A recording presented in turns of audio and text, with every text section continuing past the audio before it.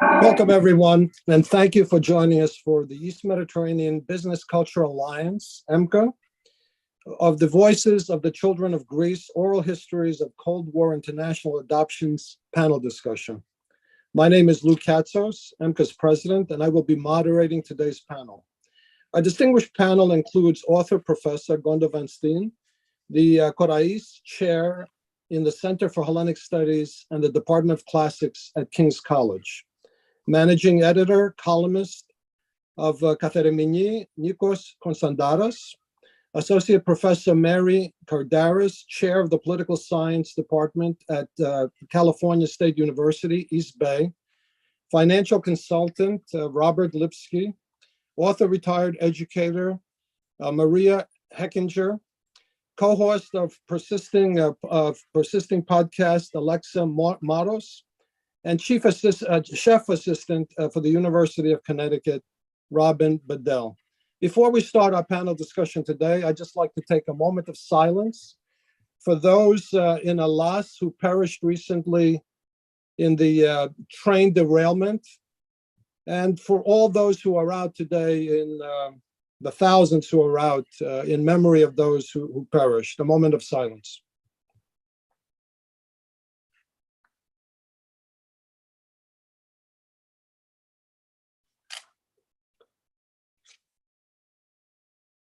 Thank you. The etymology of the word orphan is from the Hellenic orphanos and is a child whose parents have died, are unknown, or have permanently abandoned them. The causes for orphans are many: wars, genocide, economic problems, cultural stigmas, social chaos, natural disasters, and plagues, and was used to describe children who lose their father before puberty, and with other and more appropriate definitions over time. This panel discussion is a follow-up to EMBCA's Unfinished Business, Post-War Greek Adoption History and Current Adoptee Activism, which was in September of 2021, and which followed the Hellenic Orphans Taken Abroad from 1821 through the 1960s panel discussion in January of 2021, with both being on YouTube under EMBCA. The topic of Hellenic orphans, and many not so, brought over to America and other nations during the Cold War period in the 1950s and 1960s, will be discussed directly in this panel discussion with some of the adoptees.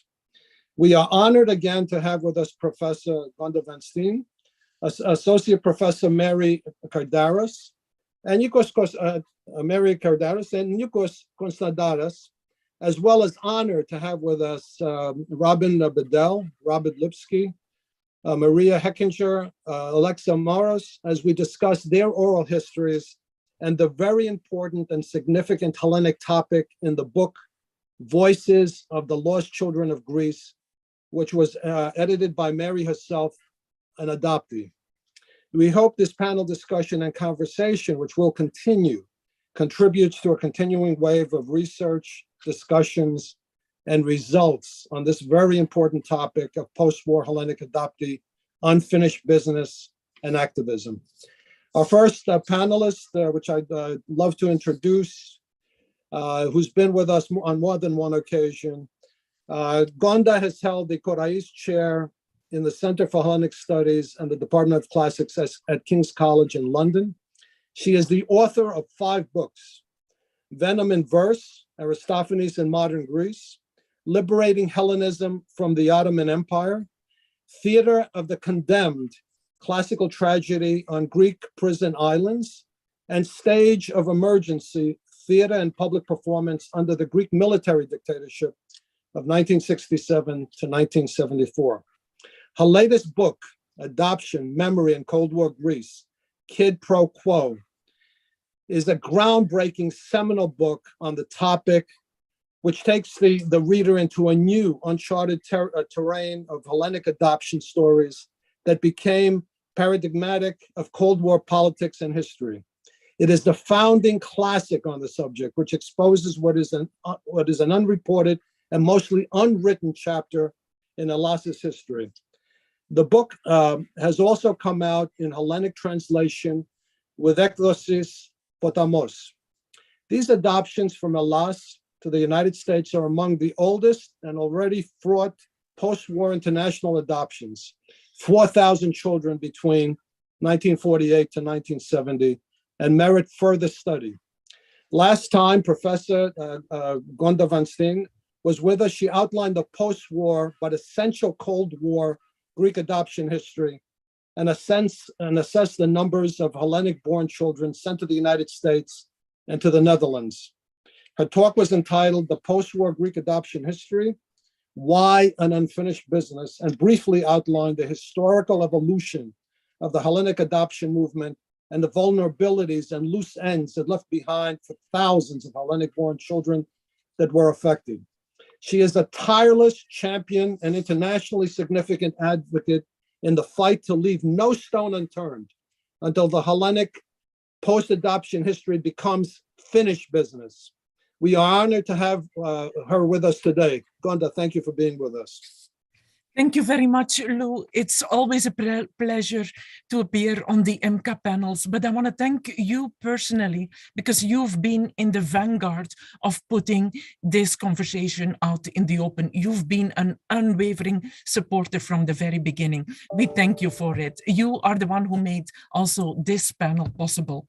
I also thank Mary Cardaras, Nikos Konstantaras, and all the people present, the adoptees present on today's panel, without whom it would not be possible. And special thanks also to the audiences in Greece, in the US, and also to our special friends, fellow adoptees in the Netherlands, who call themselves Tapedia. So the timing could not be better. Yesterday, 11 March, is actually Genealogy Day, and Lou is quite a supporter of genealogy work and a founding a lead in putting Hellenic genealogy on the map.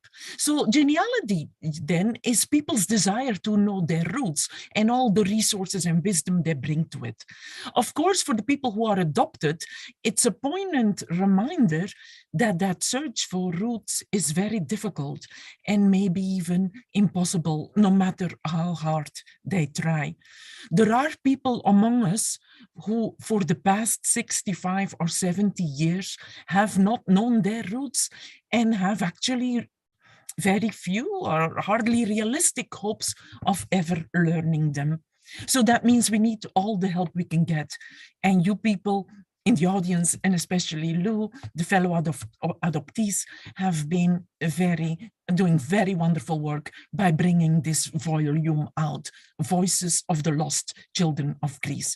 It is really important that the adoptees have found their voice and speak for themselves on topics as existential as knowing where you come from.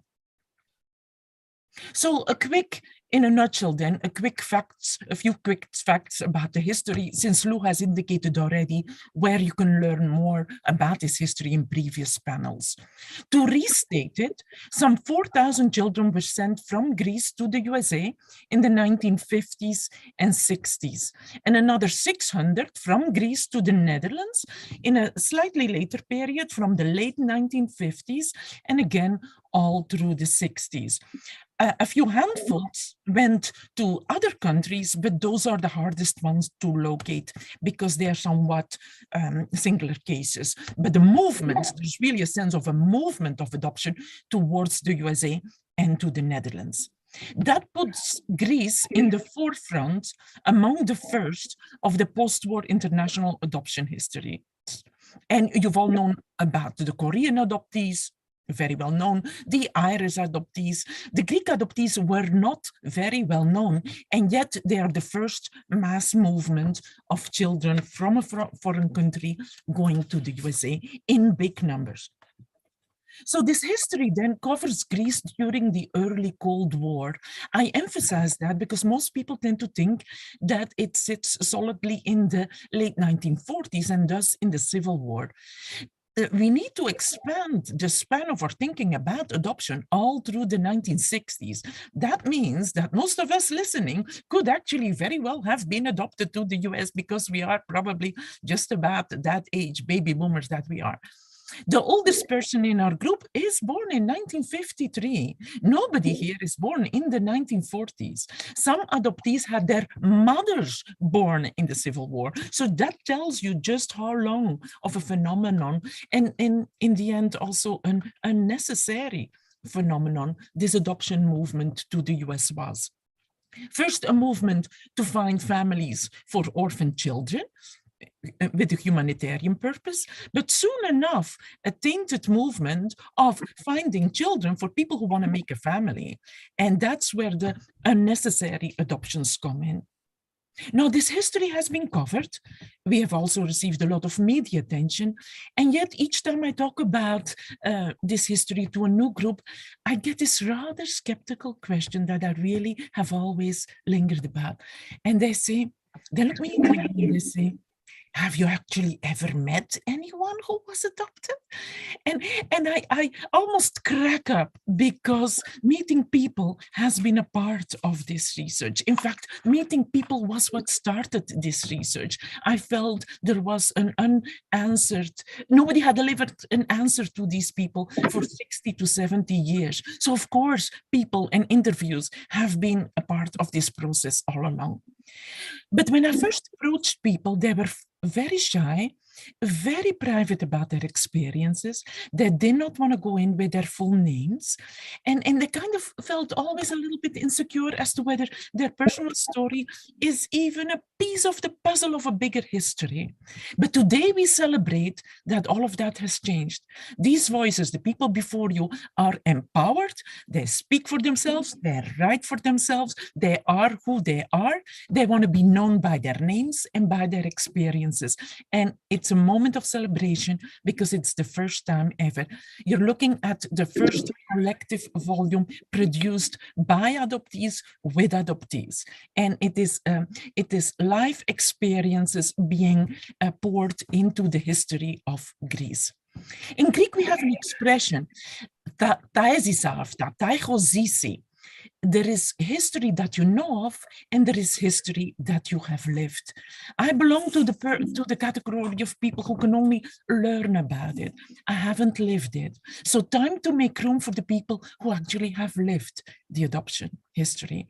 And not only is it an experience looking at the past, it's also very much an experience that extends into the present and needs to be addressed in the present.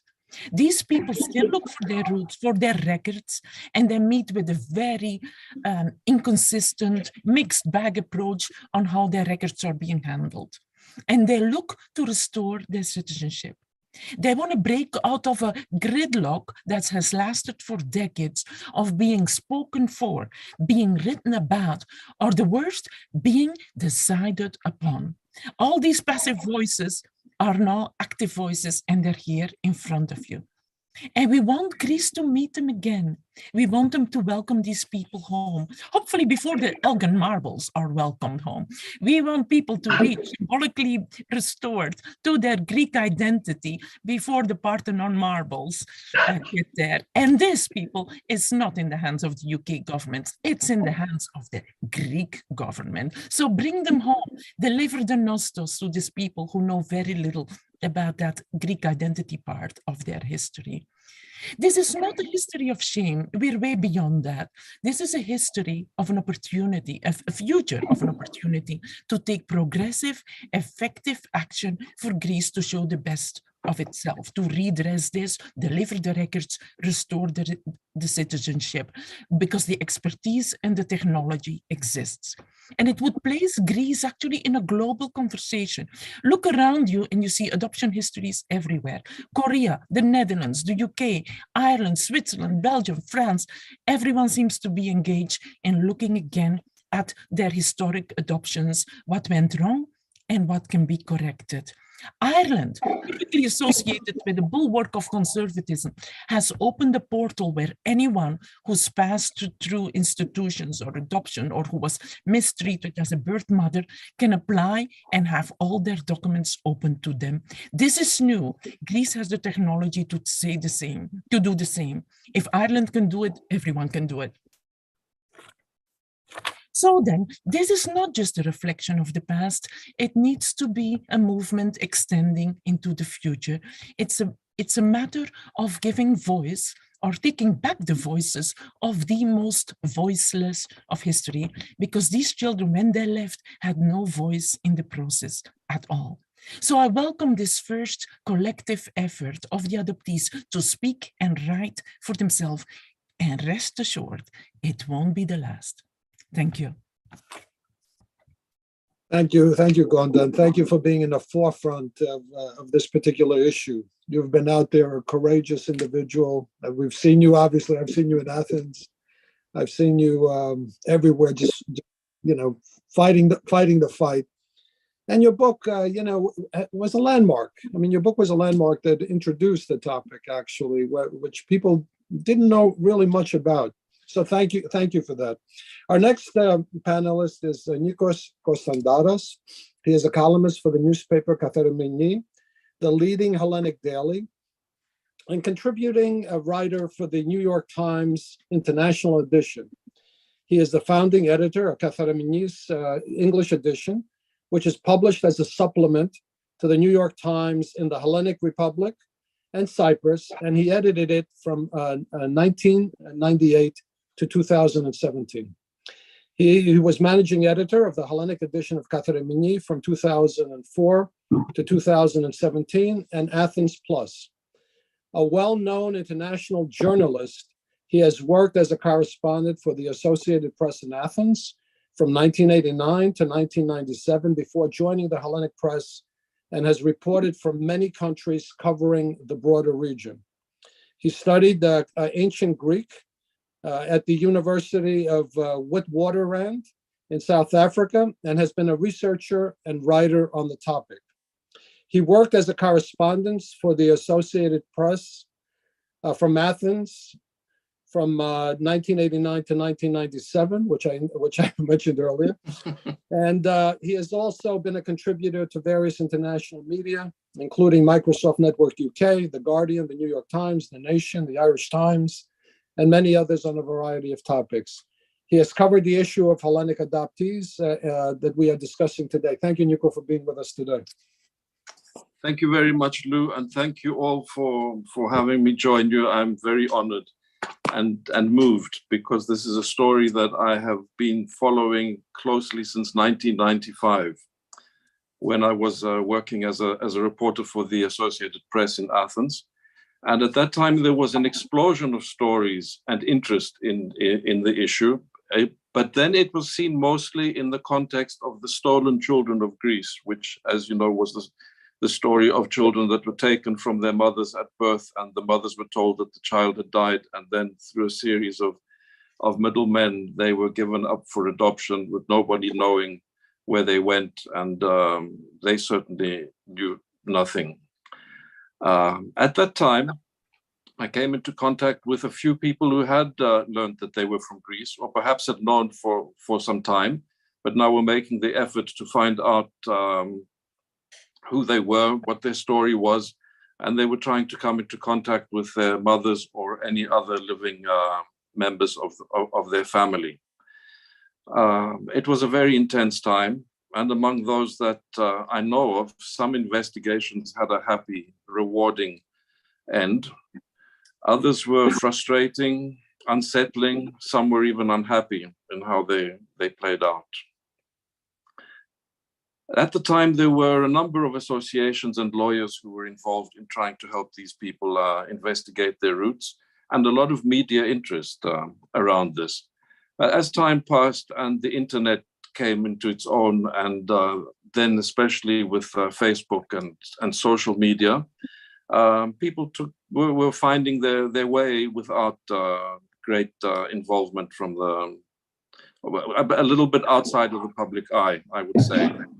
And the story kind of died down unless there was some TV special at some point or other about people finding their mothers.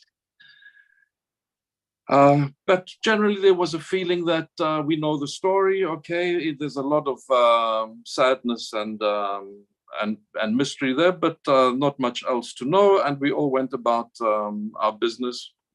and just hoping that these people would find their way and their wounds would heal and they would find their relations and have rewarding ties with their families in Greece. But then there wasn't much more to do with the story until Gonda van Steen's research and her book in 2019, which was a revelation to anyone who was not directly involved in the story.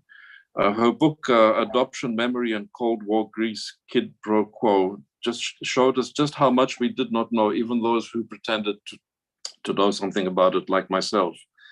I read it with fascination as it illuminated the many angles of the story and the wider context in the Cold War geopolitics, and also the many complications in post-war Greek society, which you can see in the book and which we know from history, but through the book you can see it so closely and so convincingly that here was a society which was unable or unwilling or was too brutalized or too callous to be interested, to tend to the needs of its weakest members. It just let this thing happen.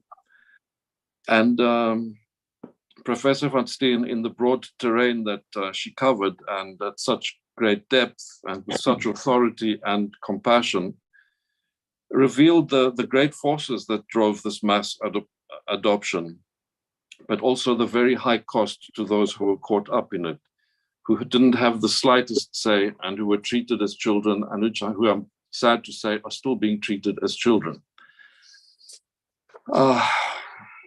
Then came the voices of the story of the children themselves, with another superb book, Mary Cardaras' curation of the voices of self-discovery, in which she and of the story in which she and the other adoptees find themselves. Reading the Lost Voices, I thought this was the personal journey of self-discovery in the most literal sense. It's for Greece, it's a national epic that is unknown, completely unknown. And at the same time, it's the most basic human quest of every one of these people to know themselves, to find who they are, where they are, to understand. And now, understanding that they were once helpless victims of a state that was indifferent to their fate and their well-being, they find it remains very resourceful in finding ways to obstruct and the atonement for the story. But they have to come to terms with the Greek state that the Greeks who have lived here all their lives have also got to come to terms with. But it is obviously a difficult and painful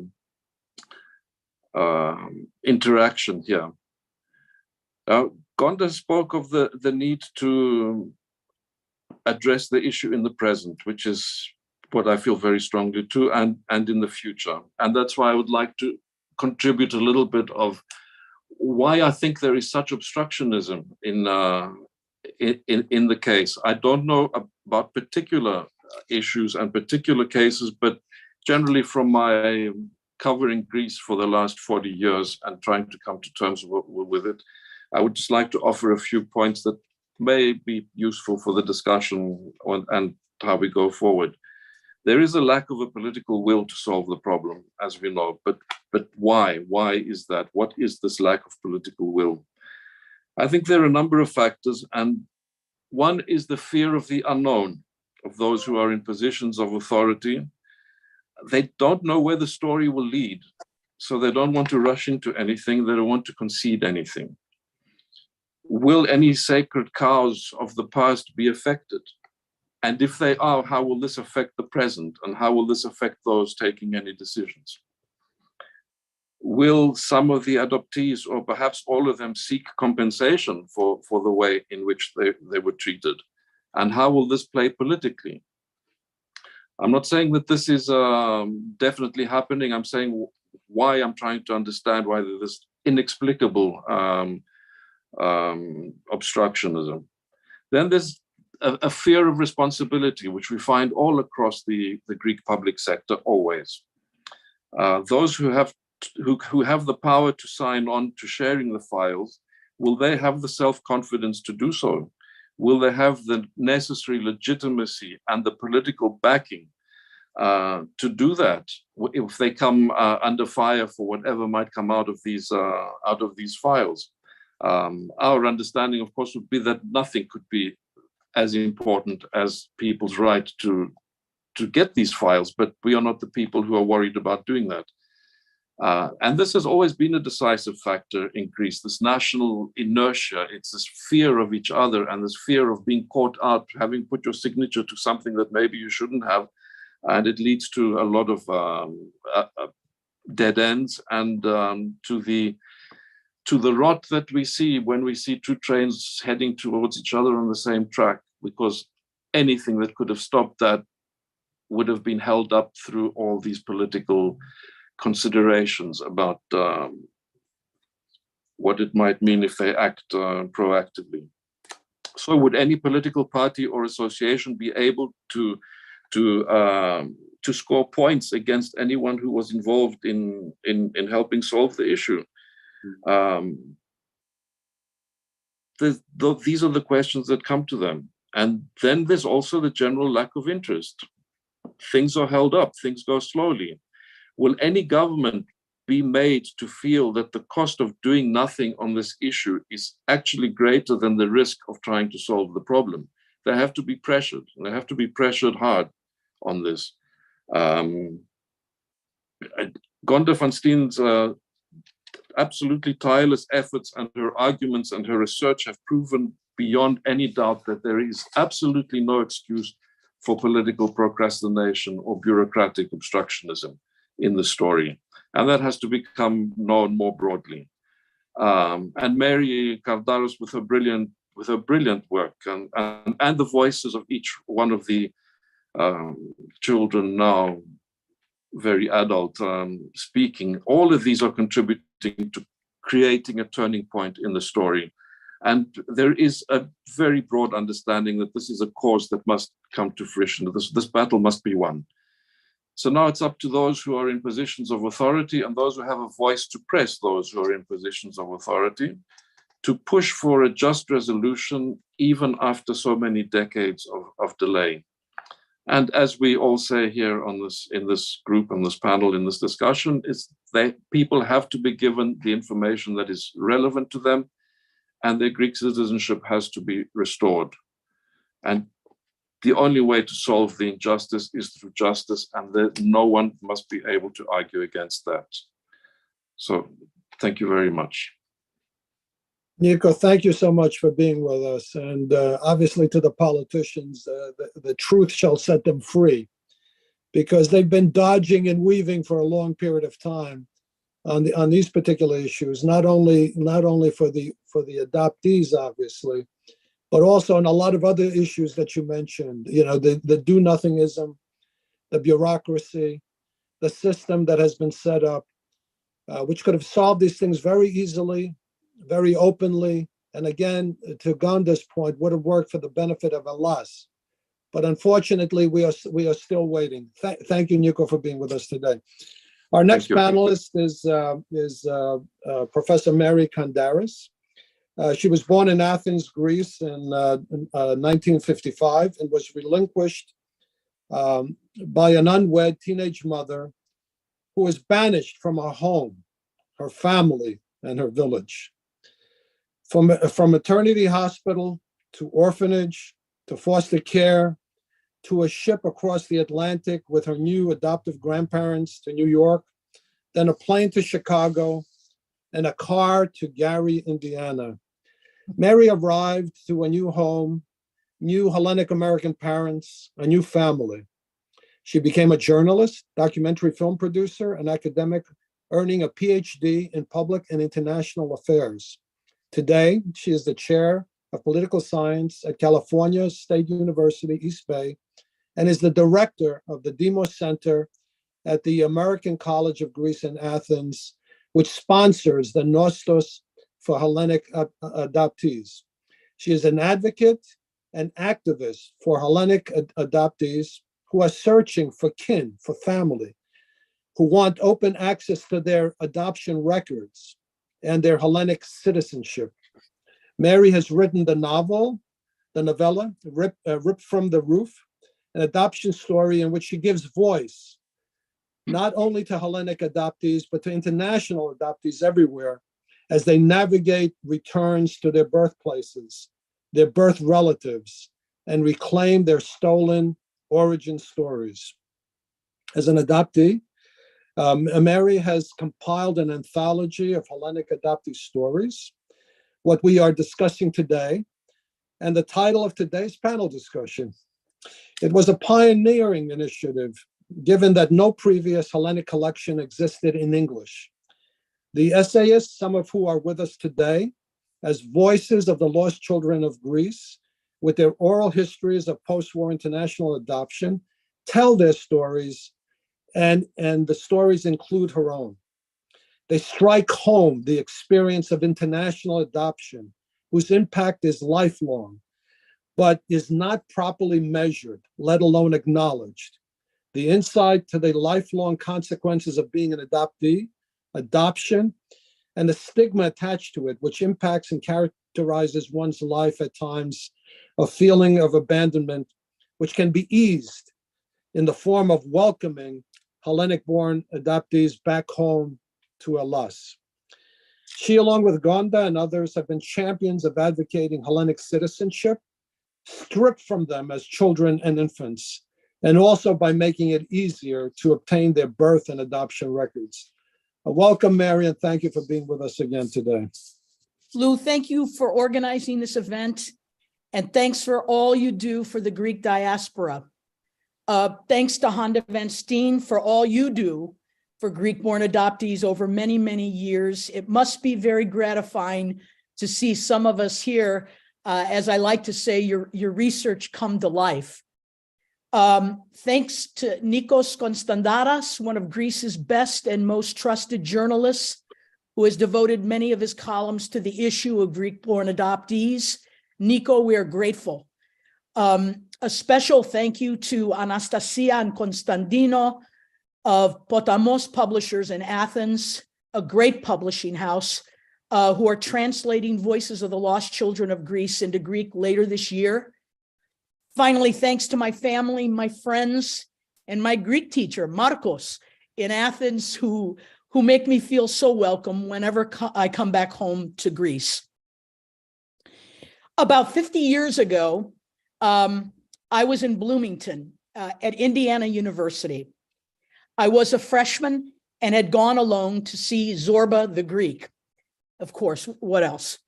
The auditorium was packed with mostly young Greeks like me.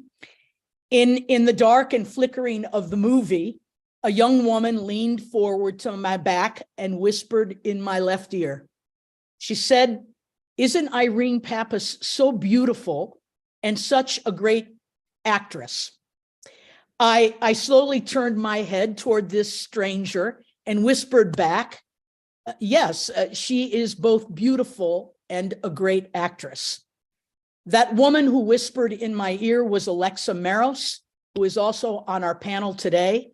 We became good friends and found out we had a lot in common. We were both Greek. We were both young gay women trying to find our way at a time that was very difficult for gay people, especially in our Greek community.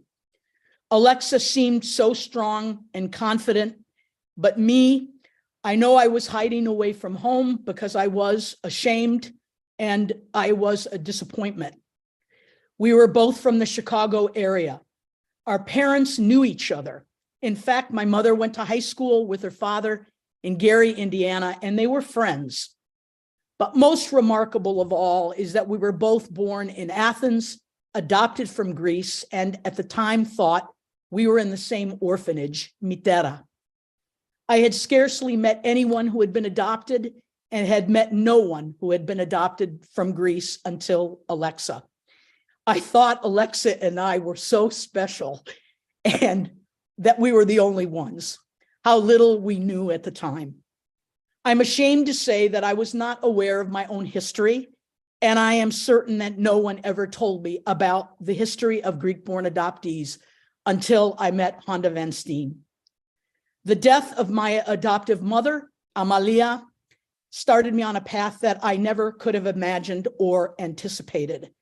I felt lost, alone, completely untethered, and experienced a sadness I had never known or maybe ever acknowledged.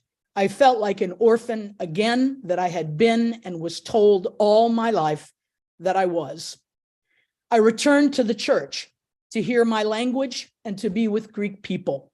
I returned to Greek school, and it was there where I met another Greek woman who told me the story of her cousin, who was also adopted from Greece. The story of Dina Poulias changed my life. It was heartbreaking and incredible and needed to be shared. After a year of talking to Dina and her family, I wrote her story, which I called Ripped at the Root, because she was ripped from her family of origin. Dina was a stolen baby. She was stolen from two loving parents and from Greece. They all suffered a terrible injustice. For the story, I had to confirm something about the EHEPA because I learned that the EHEPA was involved in many adoptions of the era. I found my way to a book called Adoption, Memory, and Cold War Greece, Quid Pro Quo. We've mentioned it here, written by Honda van Steen. We've mentioned her here many times. The book revealed the phenomenon of adoptions from Greece after World War II and the Greek Civil War. The history was unsettling and in many cases tragic. 4,000 children, 4,000 of us, were moved out of our country. Many were legal adoptions, but many others were not. Some children were stolen. Children were ripped from families, siblings, in some cases twins, and in other cases identical twins. Children were taken from hospitals and their parents were told they had died, but these children were likely sold for adoption. In most cases, these children, my brothers and sisters, lost their culture, their language, their identity, their Greek citizenship. The death of my adoptive parents also gave me the freedom, without guilt, to search for my family of origin. I wanted to know, I needed to know all my life where I came from and from whom I came. Who do I look like, sound like, walk like? Who is connected to me? What is my lineage? What part of Greece belongs to me? Which place in Greece can I claim as mine? Throughout this adoption journey, I've indeed learned about my history, the history of we adoptees. Alexa and I were never alone in this, hardly. And there are so many stories, incredible stories about our adoptions. You will hear some of them today and can read more about them in our book. Historically, as Honda mentioned, we are the first group of babies and children who were exported from our country of origin to adoption. We are truly the voices of the lost children of Greece. But it appears we're not very lost anymore. We know where we're going. Our fellow Greeks need to hear from us. The adoption community needs to hear from us. Those who were adopted, those who adopted, and those who are about to adopt need to hear from us. Those who study us, the academic community, need to hear from us. We have never been heard for before like this as a group, and we have something to say because we were hurt. This is what I would like to say today. Because I need to know about who I am and from whom I come does not mean I value the people who adopted me and raised me any less. These are two very separate realities of mine. And the people who adopted me were good people with the best intentions, and I love them more, not less.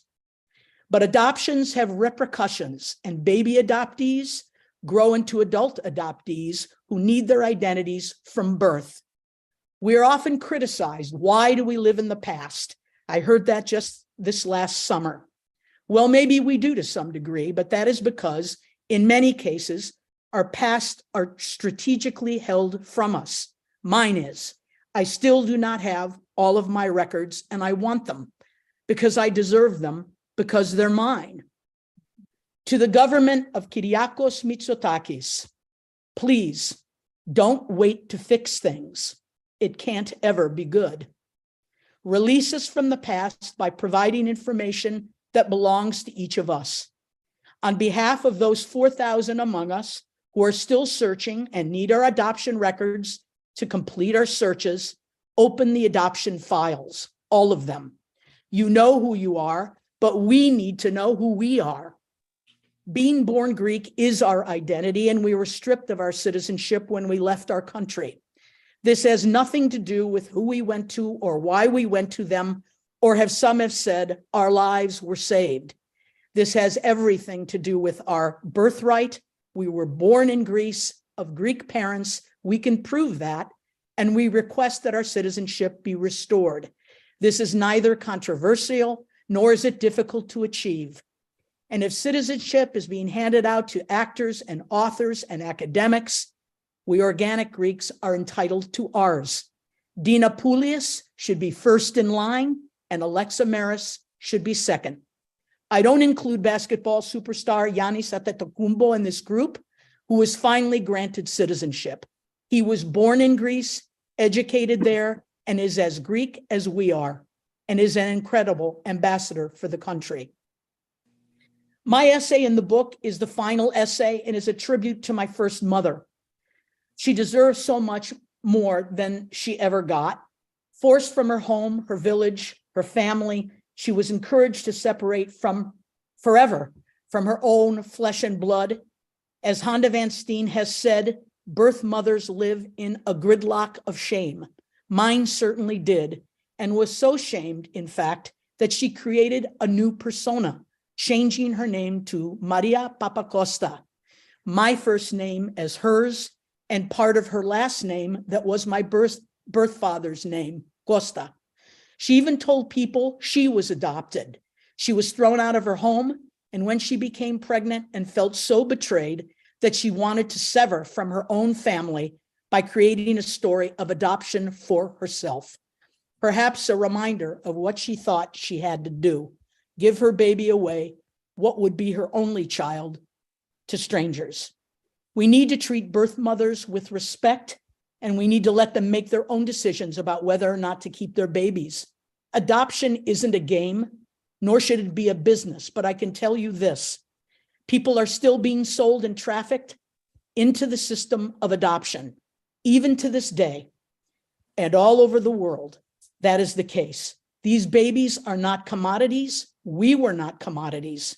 The practice of adoption needs reformed, and what is best for a child should be paramount before an adoption, after an adoption, and as the child grows.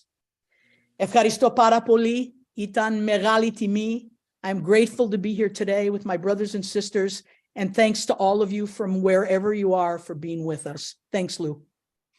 Thank you, Mary, for that. And as you indicated, it's a birthright citizenship, and guaranteed in the Constitution of Hellas. It's something that people take lightly, quite frankly. They don't understand that people died for that right, which had to do with the origin of the nation itself. And the concept of living in the past, we all live in the past. So that comment that was made to you is an absolute ludicrous comment, since everything we talk about in many cases, at least as it relates to Hellas, has to do with the past. Citizenship is something that has been denied of the adoptees, and it's got to change. And thank you for taking on that fight with Gonda and a lot of other people. Next, we're going to hear from some of the voices of the lost children of Greece, and whose stories are also in the book that everyone has been referring to. Our first voice is Robyn Lipsky. He was born in Athens in 1956. He came to the United States in 1958. He lived in Brooklyn until 1964, then Queens until 1982. Robert married in 1982 and celebrated his 40th anniversary with his wife, Mina, in October of 2022. He worked on Wall Street for many years and has been a financial consultant for the last 22 years. He has 2 children, a 34-year-old daughter and a 31-year-old son. He found his biological family in 1996 and says that his head has been spinning ever since. Thank you for being with us today, Robert. Thank you. Thank you. And welcome on this panel. Thank you very much. Like my fellow adoptees, I was born in Greece, adopted and came to this country when I was about 22 months old. For the majority of my life, I didn't think about biological family. I always knew I was from Greece, always knew I was adopted from as early as I can remember. My adoptive parents were under the impression that I was really an orphan, that there were very few biological relatives left, and so I assumed the same thing. That changed in 1996 with an article in the New York Times of April of that year. And that article addressed the plight of several adoptees in their efforts to find their family. The article also opened my eyes to the plight of so many women in Greece who endured the torment of either relinquishing their babies or having their babies stolen. Their inhumane treatment to me and to all of us remains unconscionable and haunting. And because of my wife Minna's efforts, I was able to contact one of the individuals featured in the article and ultimately met several Greek adoptees. I had never been in a room with people just like me. For the very first time in my life, I felt I actually belonged. Through this group, I contacted the two extraordinary women who actually performed the genealogical research in Athens. And it took only a few days and the results were life-changing. I ultimately found and met both of my biological parents and their respective extended families. I also found out that my days as an only child were officially over when I discovered that I have 3 siblings, one of whom is a fraternal twin brother. My other half, who is navigating a parallel life all through these years. It seemed impossible that somehow I didn't know that he existed, or at least I didn't feel it, but somehow I didn't. The image that kept coming to mind was that of a younger sister, who I also found that I have. I have no explanation for why that image stayed with me the way it did. Images seem to travel through the ether with a mind of their own. Meeting my siblings highlighted our commonalities and also our differences. My twin brother was adopted by a Greek family in Greece and was never told of his adoption. We are so different and yet so similar. Separated by language, culture, religion, and an ocean, yet in certain respects our lives mirrored each other. Both adopted, both raised as only children, both wondered what life would have been like with siblings, both totally unaware that siblings existed. My younger brother and sister, with whom I share the same father but different mother, were born and raised in this country. They are technically my half-siblings, but I cannot refer to them as such. They have been accepting and loving, and there's nothing half about them. We have language and geography in common, but not circumstance. Adoption brings so much turbulence. Under the very best of circumstances, adoptees know, and more importantly, feel deep down that they're different. We travel through much of our life without really seeing our own reflection. And when the circumstances are not ideal, it can be devastating. My heart breaks, really breaks, for my brother and sister adoptees, some of whom found family too late, some of whom have not yet found family, some who never should have been raised by the families with whom they were placed, and many who were stolen from those who loved them. I pray that this emerging movement brings both accountability and compassion. Compassion for the birth mothers who have been and continue to be so terribly maligned. Compassion for the children in limbo who are helpless and whose fate is in the hands of others. And appreciation for the good families who give a life to a child not of their blood, and to true accountability in every step of the process. I'm one of the lucky ones. I was raised by good people and found good people, but I still feel the impact of lost time. And as I grow older, I am more and more cognizant of the fact that we have expiration dates. And so I try my best to savor and appreciate what is in front of me now. I'm incredibly fortunate in that my younger brother and sister and much of my paternal extended family live in the US.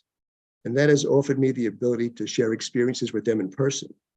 My biological father lived in the US as well, and I am so relieved that I was able to spend time with him and experience his kindness before he passed away. Unfortunately, it has been many years since I have been to Greece.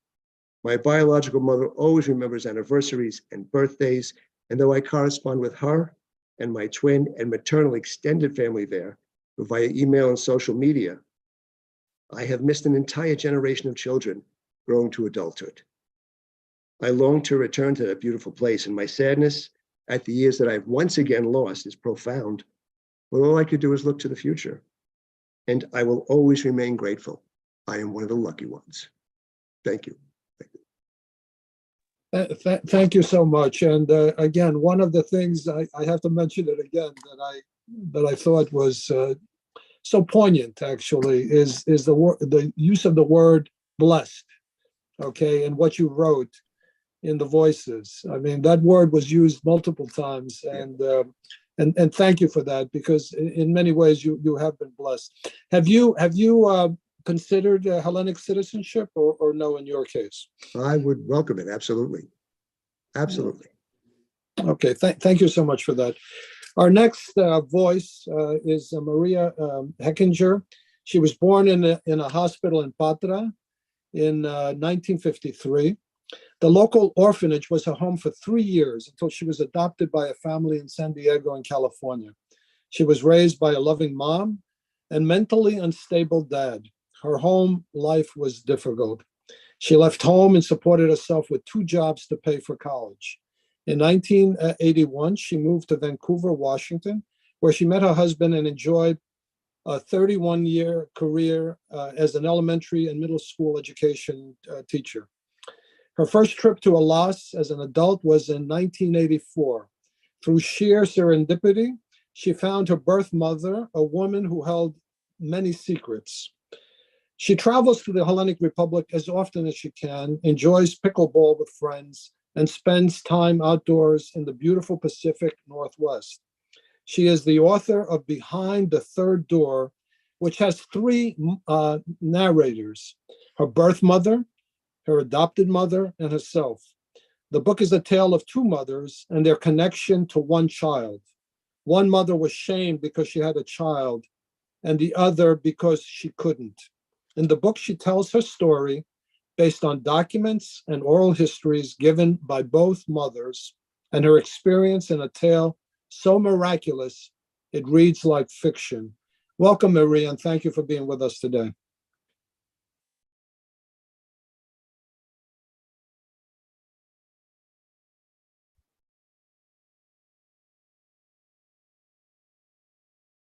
Maria, you're muted, Maria. Start over. Gosh, try to do my job and I mess up. Okay, I'm sorry. Thank you, Lou. Thank you to all the wonderful panelists. I am so honored to be with you. It's been a journey, hasn't it? As Lou said, I am literally one of the oldest adoptees. But let me back up just, yes, I'm one of the oldest adoptees. I did spend 3 years in the Patras orphanage before I was adopted. But today I'd like to talk about something completely different. It's related, but I would like to talk about the pain of a Greek mother who had to give up her child.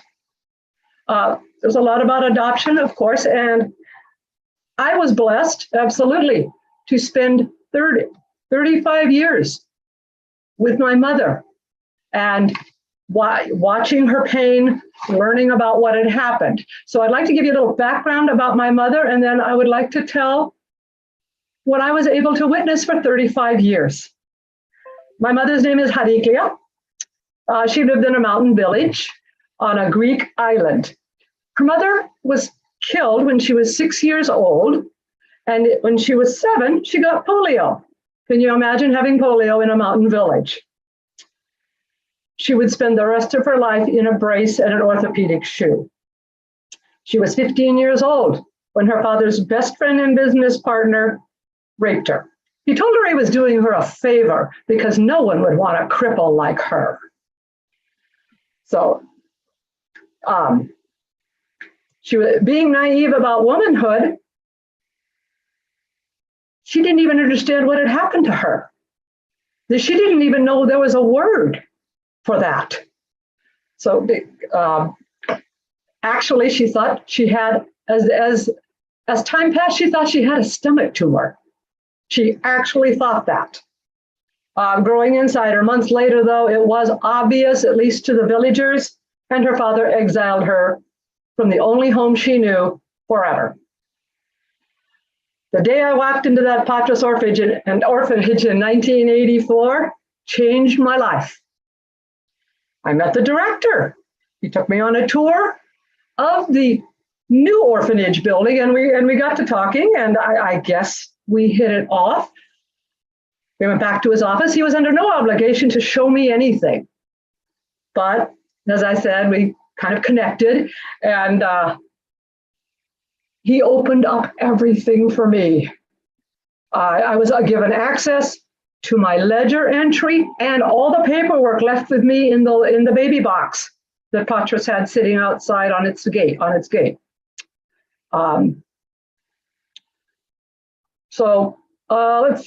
The most important thing of that was the note that was left by my mother. And with that information, I found my mother in one day. One day. It was just a miracle. Since that time, as I mentioned, I have had a front row seat to my mother's pain, her crushing, debilitating guilt. And she usually, since we couldn't speak very well to each other, I don't have that kind of Greek. She has not one word of English. But we were able to communicate. I would actually get, we would communicate, and I would get insight into her through these just out of the blue outbursts, out of the blue. And I'd like to give you a couple examples of that. One day we were in a taxi cab going sightseeing, and I look at my mother, and she's made a gun with her hand. She's held it up to her head and made the shooting motion. To which I thought, what is this? The taxi cab driver had to translate for me, and he said, she wants to know how you can look at her. She gave you away. You should take a gun and shoot her. That is what she thought. So that told me right there she had never recovered at all from that crushing self-inflicted guilt that she put on herself for giving me away. I tried to alleviate her sadness, her fears. It all fell on deaf ears. And the fact that she had missed my growing up tormented her even more. So I'm going to hold it together here. Another time was at dinner. Those of you who know me well know I do not like feta cheese, olives, or tomatoes. If I had $1 for everybody in my life who said, you can't be Greek if you don't like those staples, you can't. So sitting with my mother one day, I asked her, why? Why don't I like those things? I'm Greek. And she looked at me, she shrugged her shoulders, forced a smile, and declared, I didn't raise you, and walked away. But I saw what was really happening there. She's trying to make a joke, but I saw the pain in her eyes. It wasn't funny. So another time, I brought a photo of my American family, and with my mother, Ellen, and my siblings. She eyed the photo kind of suspiciously and replied, and she said, well, she has 3 children. Why did she need to adopt you? She didn't need you. Oh, that kind of took me back. At the time, it took me back. So I calmly replied, Ellen is a good woman. My mother in America was a good woman. She adopted 4 orphans. And that boy in that picture you see is my brother from the Athens orphanage. Kind of stopped her right there. And it was really heartwarming. This is for me to see her attitude change, soften. And she said, I'm glad you were treated well. And that you had a good home. So I was pleased. And I think that she gained some respect for my mother, Ellen. So that was a very powerful moment for me. It would take me 10 years before I could ask Hariklia where she was from. I knew she was from the island of Lefkada, which, by the way, I share with Miss Mary Cardaras here. We are Lefkadians in a way, so that's wonderful. That's kind of a treat that I got to have after meeting her. Her reply when I asked her the question kind of puzzled me, though. She looked at me and said, I don't know what village. I think it begins with an N. I didn't believe her for a minute, but it shocked me to see how fiercely she still guarded her family secrets. She was not going to tell me, nor did she ever tell me. A girlfriend and I traveled to Lefkada, and through great detective work, we found Nicoli literally at the fork in the road. It started with an N. We went there, and it was there I met my mother's two brothers, their wives, and two cousins. My mother had not seen these people for 44 years, but I started a relationship with them, which in turn led the family to call Hariklia on the phone and begin all of that communication again. It was beyond heartwarming. When we left Lefkada, I was terrified to tell Hariklia what we had done. And her reaction really surprised me. She was not the least bit upset. In fact, I think she wanted that same connection for herself. I do think she wanted that. So she was very supportive of me and didn't get mad at me. So the relationship started with her brothers over the years. In 2007, Hariklia, that brave, stoic, bossy Hariklia, said, I'm going home to Nicoli. I'm going to face those people. I don't care. It's been 44 years since I've been there. And I left home as a pregnant 16-year-old teenager. Now she was an old woman who wanted to see her home before she died. And she wanted me to take her there. I just sat in stunned silence. I could hardly believe that request and the enormity of what she was asking. But I can't even find the words to describe how honored I was that she would ask me, not her other daughter, she asked me to take her home. Because it really was our story. It really was our story. As I paused and sat and thought about this, I thought,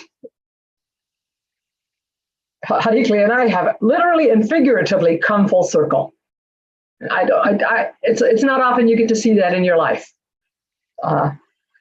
So we went to Lefkada, we drove to Lefkada and went to bed early, and we spent the night in Ios Petros, Mary's village. And we went to bed early because the family was having lunch for Hariklia the next day. We left early so she could tour her village. Remember, she had polio, so with her brother Nico as her cane, she walked over every inch of her home. If there were ever any memories of that awful day, she did not let on. She was perfectly calm, perfectly stoic, the Hariklia that I had always known.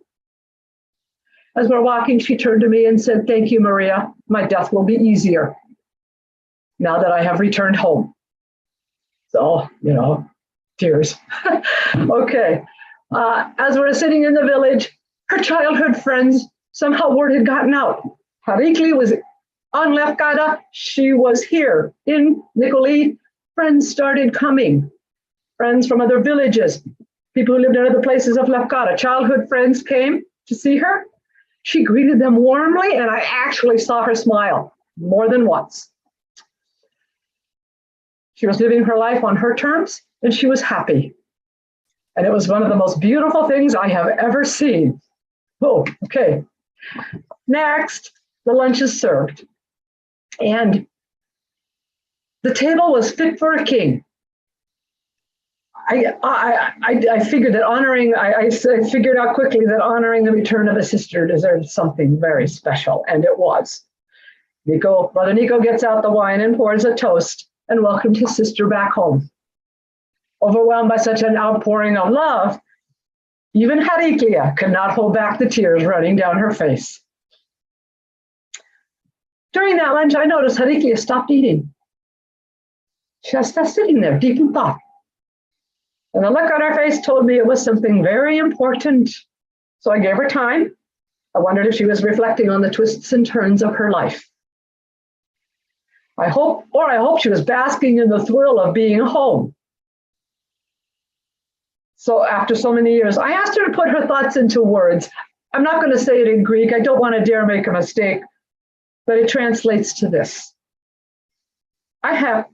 For years, I have said, I have no fate or fortune under the sun, but now fortune has smiled on me and my sunshine is back forever. So that is what I wanted to end with. I thought I could get through this a little easier, but that's okay. As I said, 35 years with my birth mother, and I am truly blessed. Yes. As Robert says, I didn't have it good at home, but I came out a winner. I did. I came out a winner, and I'm just honored to have been here today to talk to you. Thank you. Thank you, Maria. And that was an amazing story. You know, Heraclea was from a mountain village, and it's very difficult, I think, for most people, including the audience, to fully comprehend what it means for a young woman to be in a mountain village under those circumstances. It is totally brutal, totally brutal. And thank you for that uplifting towards the end, and which made her life, I think, much easier. Yes. Our next voice is Alexa Maros. She was born in 1955 in Athens. Prior to her adoption by Hellenic American parents, her first 3 years of life was spent in the Mitera orphanage outside of Athens. Alexa received her MBA from Georgetown University, focusing on ethics and business practices. She enjoys a successful career, retiring from SBC as Vice President of International Business Alliances. Today, she is the co-host of the Persisting podcast, a discussion of the political issues that matter most. Alexa is also a Democratic Party Ward Chairwoman and one of the leading party organizers in Santa Fe, New Mexico. She lives with her wife and 2 dogs and enjoys exploring the high desert with her pack. Much to her delight, she has also discovered pickleball. Thank you for being with us, Alexa, today. Thank you. Yay. And I need it, believe me, exercises. Thank you, Lou. Thank you so much, Lou, for having us today. And I cannot express anything but forever gratitude to Gonda for her help, and Mary, Sagapo, Mary, my dear friend Mary, oh my God, for bringing us together, and all my new friends that I'm making in this journey. So much gratitude. I have found a community of family that shares a journey, and it's helped a lot, because in the comments that I'll make here in a moment, you'll see there's recurring themes. There's threads that many of us touch upon, and to be able to share those with people who are on that journey, as Gonda said, not just observing it, it's made a difference in my life. So thank you, everybody. To prepare for today, I was told to focus on a couple things, and anyone who knows me knows that somehow that's hard for me, because I want to focus on a million things. I'm a big picture girl. But on a serious note, when I realized I had to focus for these comments, I realized it was hard to prioritize feelings. It was hard to organize feelings. And a lot of what I wanted to talk about today, and what's in the book for me, and I think many of us, is about feelings. Feelings that we can now talk about. For me, the book and writing the essay for the Lost Voices of Children of Greece is about feelings, and it's about, as Gonda said, finding my voice to talk about things that I didn't even want to look at or think about, let alone talk about it with people, sometimes people that I don't even know well. But here I am. In finding my voice, I can now talk about feelings that I've struggled with, understanding that to move forward with my life, I have to talk about these feelings. And part of this is the adoptee's journey. And I don't think necessarily it's just the Greek adoptee, but perhaps just anyone who's been adopted. This stuff comes up. But with the hindsight now that I'm older, much older, and we are on the meter. I heard you say that, Robert. It's like I am so aware there's less track ahead than there is behind. So I feel like I'm running a little bit. We all might feel that way. With age and time, I realized that trying to avoid my origin story wasn't helping me. It was getting in the way of understanding who I am and why I am the way I am. So sometimes they say youth is wasted on the young, but I don't know, wisdom can be wasted on the old too. You have to be ready for it. So I'm going to focus on two themes today. One is the sense of loss and grieving for what I do not and probably will not ever know about my life and about the family I know I had in Greece and have in Greece. The other is this perpetual feeling of being other, just spending your life looking for someone, anyone who looked like me, who sounded like me. And Mary touched on that a little bit too. The pining for one picture, just a picture of my biological mother, to be a guidepost, to be, oh, this is where I came from. So I'll go with the sense of loss and grieving part of my comments now, and I'll focus, like many of us, I've been trying to get my Greek citizenship back. I started in earnest in 2016. I felt that once my loving adopted parents passed away, that I was free to do more of this work. I felt funny about doing it when they were alive because I didn't want in any way for them to feel I was rejecting their love, their compassion, and the wonderful, by and large, I didn't write everything in the book, by and large, the wonderful life they gave me. But I've spent thousands of dollars. I was a business person, I was a corporate person. So I'll talk a little bit about money, fees here in Greece. Like many of us, hours and hours searching for documents, any shred of information about my birth in Greece and my birth mother, hours and hours. And I've shed many tears in this process. I know I'm not alone in this. This process has left me crying and feeling rejected. Again, I've long felt rejected by my extended Greek family in Greece, and this isn't fair. I know it's not fair, but when I found out I was adopted, my parents were always honest about that. At about the age of 8, I crawled in my mom's arms and I just started crying. And she said, "Honey, what's wrong?" And I said, "Well, why didn't anybody want me in Greece? Why didn't I have tias, aunts and uncles? Why didn't anybody want to adopt me in Greece?" And it really made me feel and talk. I didn't have the language as a child. Was I unlovable? Was I that unlovable that I had to be exported? So when you grow up with this feeling of rejection or abandonment, and then suddenly you're rejected by the country where you were born, where you have proof that you were born, that sense of loss can be overwhelming. And the sense of grieving just is always there and always present. I mean, it's not the big thing in your life every day because life goes on, we live our life, but it's there. It's always there.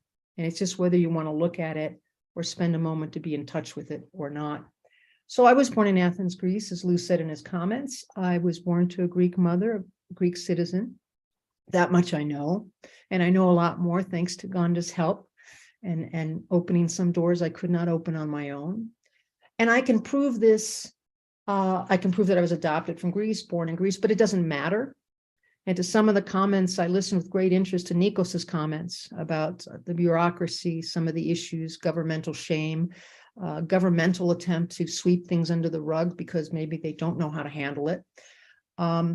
But it just seemed like whatever proof I had, whatever step I went forward, there was always another legal document to obtain. There was another certification seal to attach, another legal fee to pay. So it wore me down. And I consider myself pretty scrappy. I'm willing to work hard for things that need to be done and for things I think is right. But I'm going to be honest today. I would love to tell you that I'm going to go on and on and on and just really persevere until it happens. I can't. I've stopped trying. It hurts too much.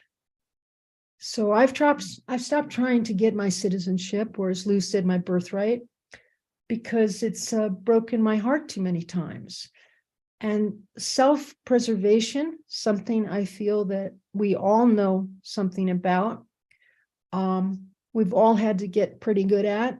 Self-preservation dictates to me that I have to stop this quest. I can't do this by myself. And sometimes when you're at your strongest, you actually have to say, I can't do this alone.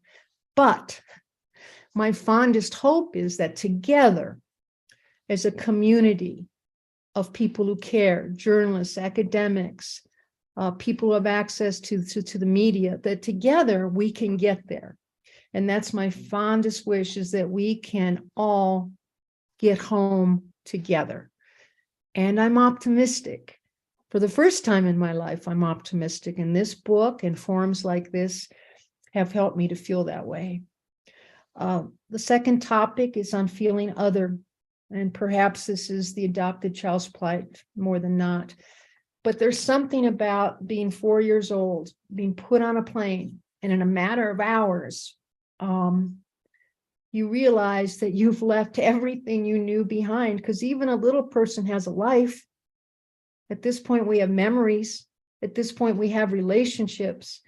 And to realize the faces you knew, maybe they were in the orphanage, but they must have been kind faces, because I feel I had a good experience in the orphanage, not in foster care, because I learned how to love. And, they say you can't love unless you are loved. So the faces I knew, the smells, the food, the sounds, and you land somewhere. You're picked up, you're whisked away, and suddenly the voices are unfamiliar, the language is unfamiliar, these faces you don't know. And from the very first day, you're other. You are someone who is definitely not from here. And at 4 years old, you're very well aware of this. You may not have the language, but you know you are other. You're always on the outside looking in, and that feeling never left me. I was a Greek child landing in an American suburb, not far from Mary. It was 40 minutes south of downtown Chicago, for those of you in the area, called Park Forest, Illinois. My adopted parents, Jim and Bess Maros, brought me home and immediately realized I wasn't eating anything. And they started to get really worried, because apparently I was starting to lose weight quickly, and you don't want that in a little child. I didn't want to drink milk. I didn't want to have oatmeal. I didn't want cornflakes. I didn't want toast. And so one day, fearing that I was losing weight too quickly, my mom whisks me in the car and drives 40 minutes downtown to Greektown, Chicago, to her favorite Greek restaurant, which at the time was called Diana's Market, Opa. The Opa was in there, so Opa. She sat us down and she ordered a big tsipura, a perch, for us to share. It was made with lemon and oregano, and I ate the whole perch. Apparently, I ate all the feta and olives on the table. I dove into the horta, or the greens, with the Greek olive oil, and was dipping my bread at every moment, crusty Greek bread with sesame, the kind you get, the franzola, in everything. And she couldn't get me to stop eating. And then she got worried I was going to throw up. So she ordered everything to go in the restaurant, brought it back home, and I think I ate off leftovers for a week. And I want to share with everyone, I have never had to worry about losing too much weight since then. I can tell you that. It has not been a problem since then. So I had some other comments. I'm going to just cut them short and say, I too, Robert, was one of the lucky ones by and large. But finding this community of people has made all the difference. We share a similar journey. It's helped me to feel a part of something bigger than me and understand that I'm not alone. And if we can help other people understand they're not alone, and I think we can, if we can help other people find their voices, and I think we can, that is a blessing. And so, Lou, thank you for hosting us, and everyone, thank you for everything you're doing to help share our stories so we can hear more stories from more people and help more people, and so we can all come home. Thank you, Alexa. And I have one thing to say to you, okay? Do not give up, okay? Do not give up on your citizenship right, okay? I'm not an adoptee. I was born in the Hellenic Republic. I came as a child to the United States with my parents. I know exactly who my parents are. I decided one day to get my dual citizenship, and it took me literally years. And believe me, I have the connections, and I could have made the connections, but I didn't do it. It took me years, and they thwarted me at every turn. Give me this paper, give me that paper, do this, do that, etc. But I decided, and I was infuriated, quite frankly. I was infuriated. How could this happen to me? And then I said to myself, you know what? Pardon the expression, screw them. I decided to just relax. And I decided to pursue it and pursue it and pursue it. And I want everyone listening here, the adoptees and others, pursue your rights, your birthrights that people died for, that are a part of the Constitution, and that people within the Hellenic Republic, in many cases bureaucrats, and in other cases, people who do not want you to be a citizen. They do not want you to be a citizen for different reasons. And we're not going to discuss it right now. I have had other panel discussions on this particular issue. We should all of us who are listening, all of us who are on this panel, should be infuriated as to what the government has done in terms of setting up all these barriers to our birthrights. So I don't want you to give up. Listen to what I'm saying. Do not give up. Screw them. Sorry for my animated conversation. Thank you, Lou. Thank you. No, my pleasure. Thank you.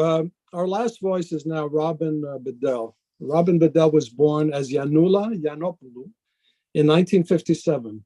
Her birth mother was widowed by her birth father before she was born. Her mother was persuaded to give her up for adoption for a, quote, better life. In 1958, she arrived in Houston, Texas, where she was delivered to her adoptive American parents.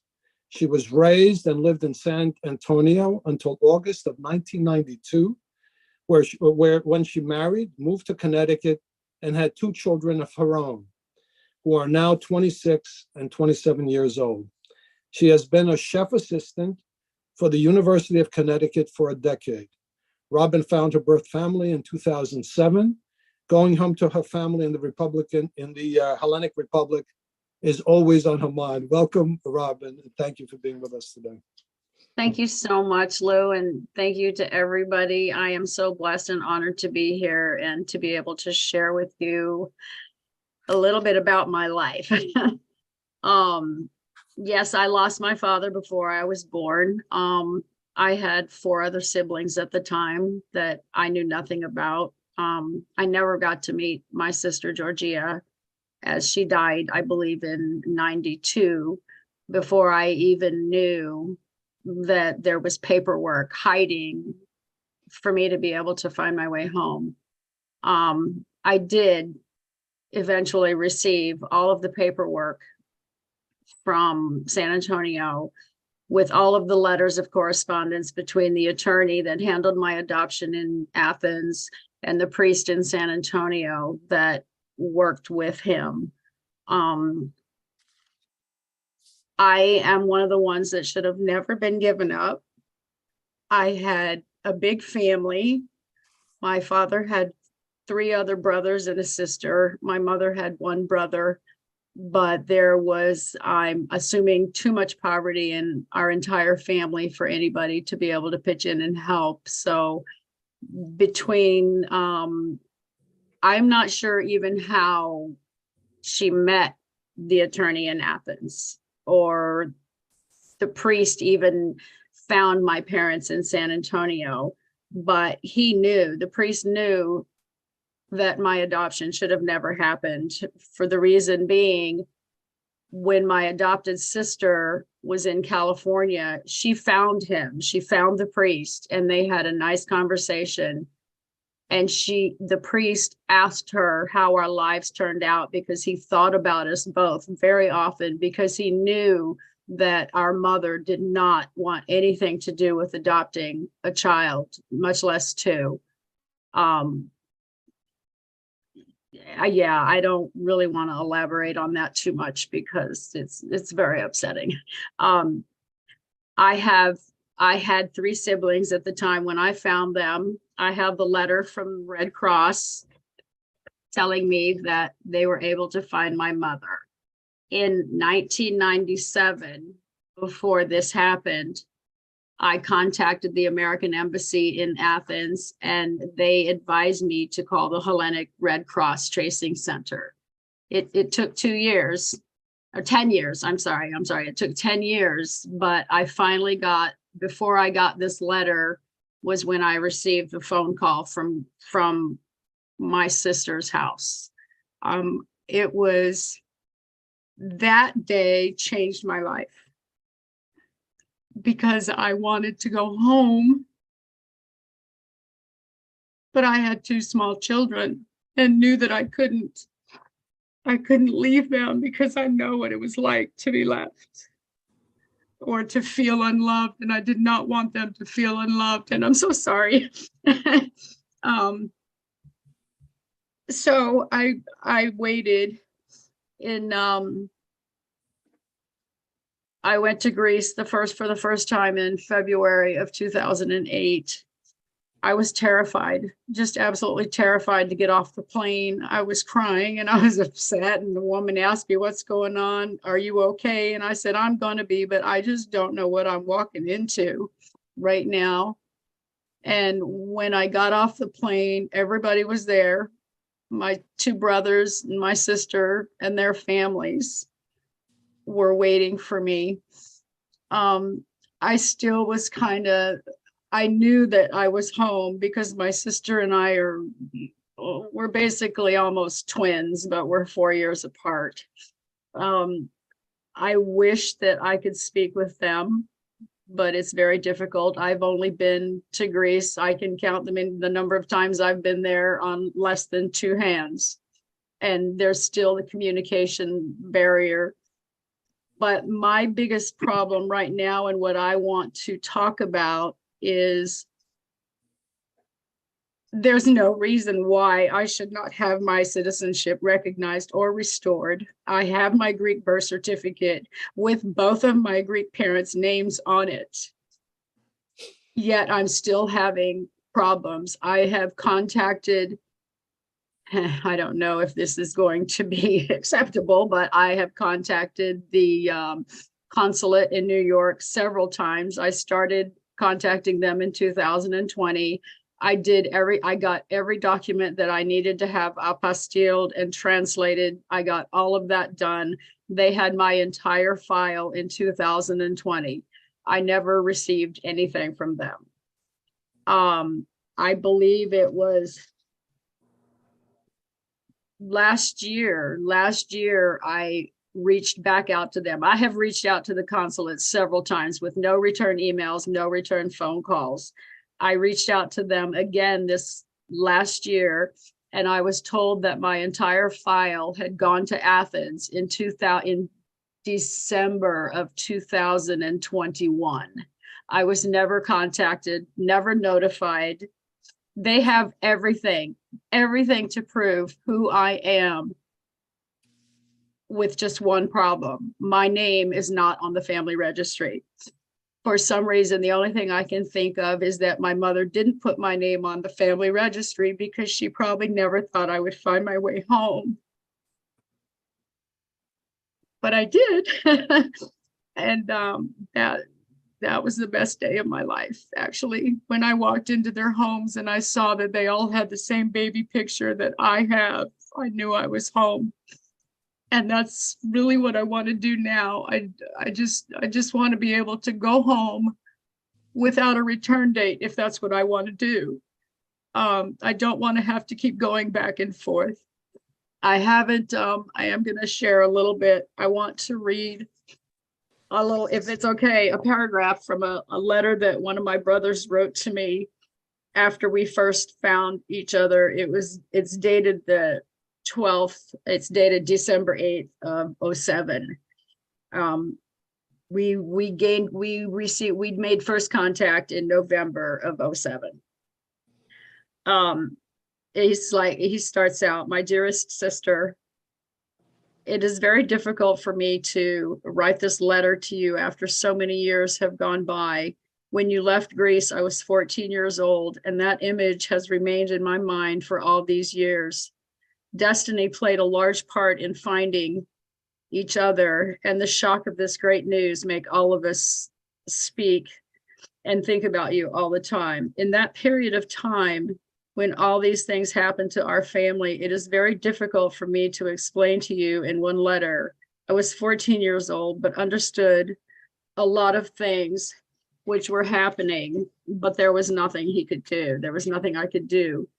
There was so much poverty without a father and 5 children. Our mother was under so much pressure from her aunt and mother to give you up for adoption so that you could have a better life. They convinced and assured our mother that you would have a better future." When I met my mother for the first time, she didn't smile at me, and I'm not sure why. I don't know if it was the communication barrier, or I'm not sure why, but I remember I don't blame her. I don't know what she felt. I want to know what she felt. I want to know what my brothers felt. I want to know what my sister felt like when this happened. But it was, it's a great thing. But I'm still waiting to hear from the consulate. I just really don't, I just want to go home. My brother Christos died in 2020 and I couldn't get there. All I have left are Sophia and Takis. Takis is 81 and Sophia is going to be 70, I think, pretty soon. And I'm the baby and I'm not ready to lose another sibling before I even know them, before I even get to know them. I can't. I wish I could just hop on a plane and go over there anytime I want to, but I can't. I can't do it. I'm going to share with everybody something that I haven't really told everybody, in a lot of people yet. I am planning on retiring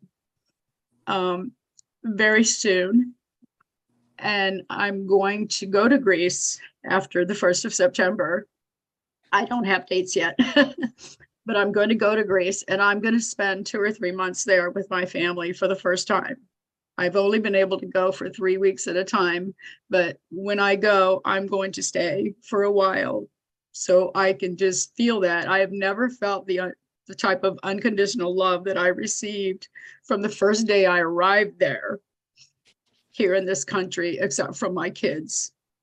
And that is my biggest fear, is leaving my kids behind here, because I don't want them to feel that I'm leaving because I don't love them anymore, because I love them more than life itself.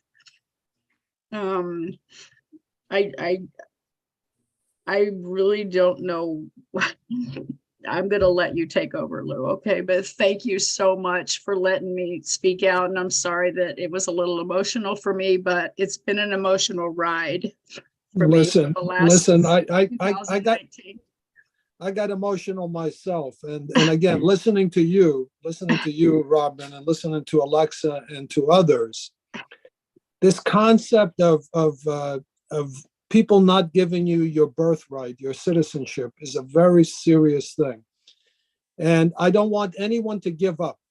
I don't want. I'm not giving up. I'm not giving up. And I think it should be pursued, and it definitely has to involve not only obviously the media and continuing with the media, but also the politicians of the Hellenic Republic, who come to the United States, always asking the diaspora for help.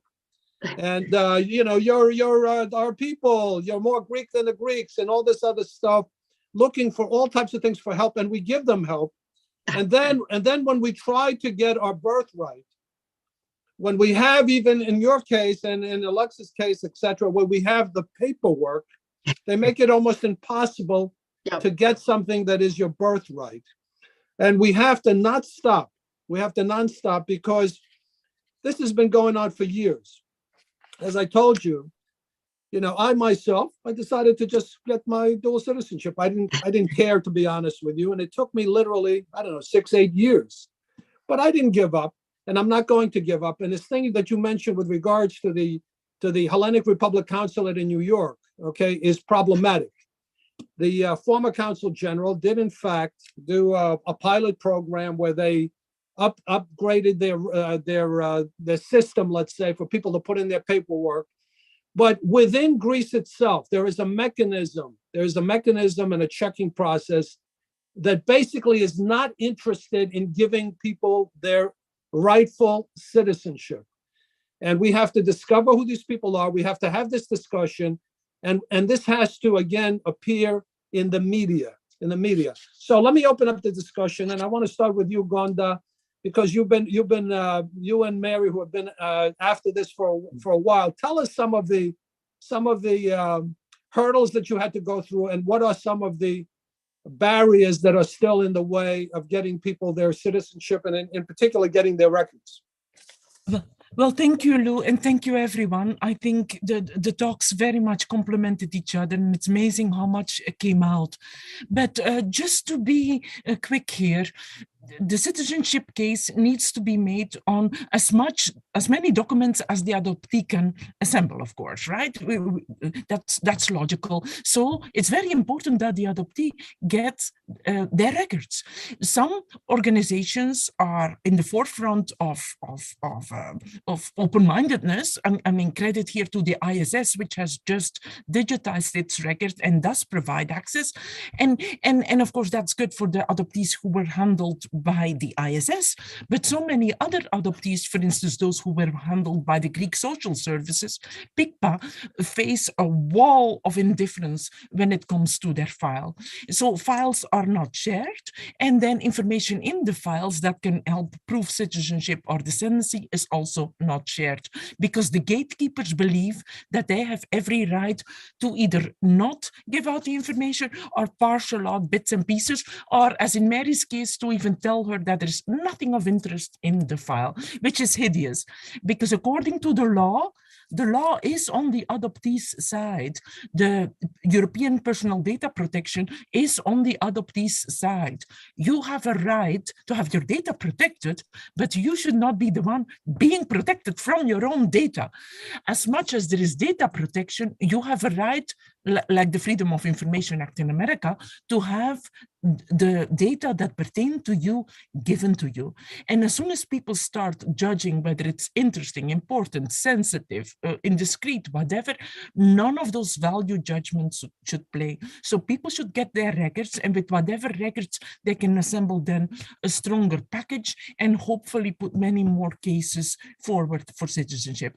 But like Robyn explained, even if you have your birth certificate, what is another hurdle in Greece is that you have to have been entered on the Ikogenaki Merida, which is a totally antiquated system of apportioning you to a family. You should be treated as an individual, not as an entry on a family register. And so the whole citizenship issue should really be reconceptualized to be open to adoptees rather than put up hurdles for adoptees.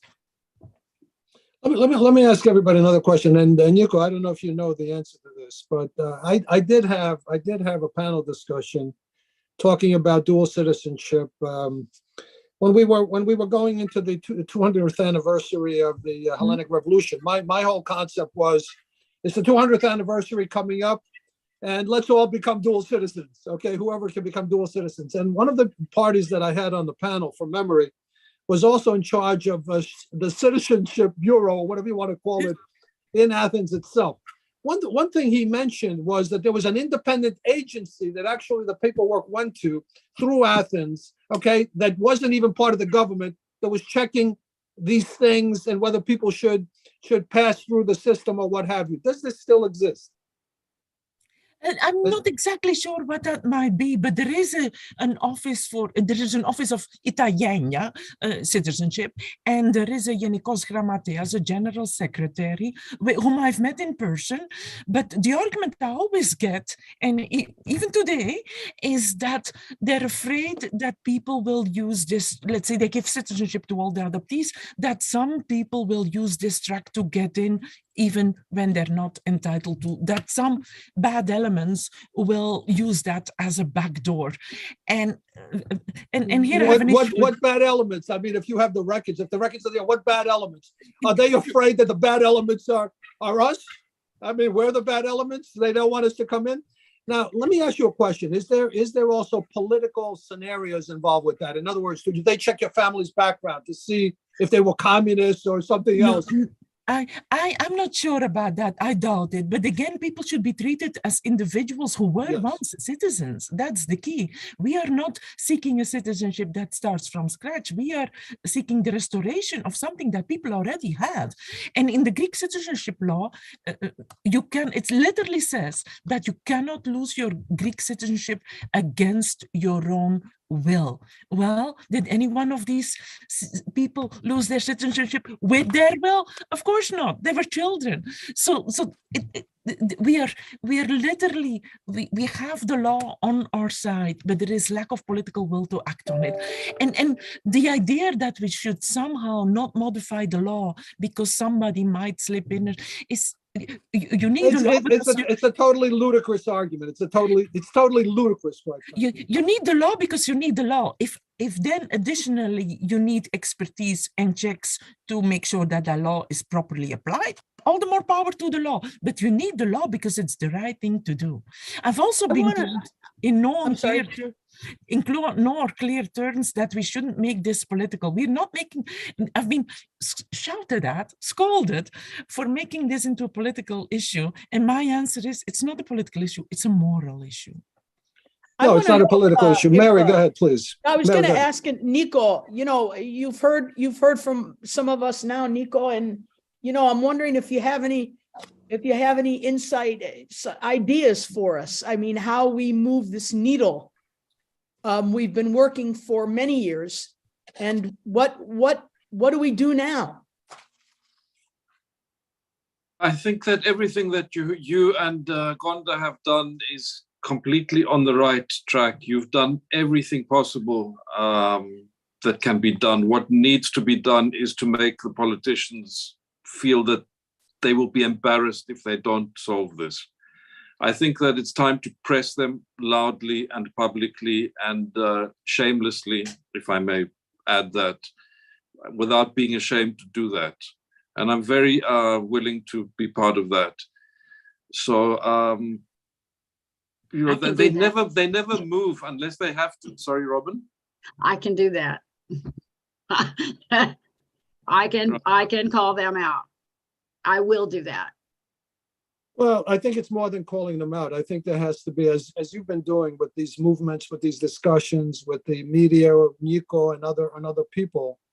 And also I think we have to have, for those, most of us obviously are in America. We don't have anyone from somewhere else, but our own politicians, okay, our own legislators or what have you. This is a discussion that we also have to have with them. We're always looking as Americans, because I consider myself an American, obviously, because I am an American, as all of you are, as American citizens of Hellenic descent. They're always asking us to help in the Eastern Mediterranean, and we help in the Eastern Mediterranean as Americans. In other words, rule of law and all these other issues that we talk about with regards to what we should be doing as Americans. So I think we also have to reach out to those American legislators of Hellenic descent and have this dialogue with them, because there is within the Hellenic Republic an interest in people helping them in certain regards, especially of what's happening in the Eastern Mediterranean. But how are we supposed to help people if we're not being helped ourselves? How are we supposed to talk about the rule of law and things that are happening in the seas or in the airwaves of Greece, when in fact, the rule of law is not being applied here, as Gonda indicated a second ago, with regards to some of the issues around Hellenic citizenship. Now, there are two issues, obviously. There's those who have the paperwork, and for whatever reason, they're not being expedited to allow them to have dual citizenship. And obviously for those who do not have the paperwork, and that's a different discussion, and I think we have to have that discussion also. Can we talk about the people who do not have some of those pieces of paper readily available? And what are some of the issues, Mary or Gonda or anyone, that people can do to help expedite getting the paperwork, maybe with DNA, because DNA has also helped recently, Gonda, and we've had this discussion before. Any thoughts on those who do not have the paperwork yet? In some countries now, DNA is being considered as evidence you can bring to the court.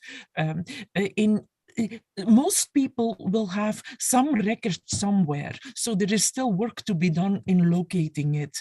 And or for instance, they have newspaper articles from where they first arrived, or they have a plane ticket, or they have pictures and correspondence between the broker of the adoption and the adoptive parents. So we need a framework in which other evidence that is equally valid can be brought to the table, because for many people, the Greek birth certificate does not exist. In fact, Robyn's case is quite exceptional. She has a Greek birth certificate. It makes you wonder if her case doesn't move forward, what hope is there for the others? But there is other evidence. There just need to be an openness in the law and a modification to the law that acknowledges that other evidence.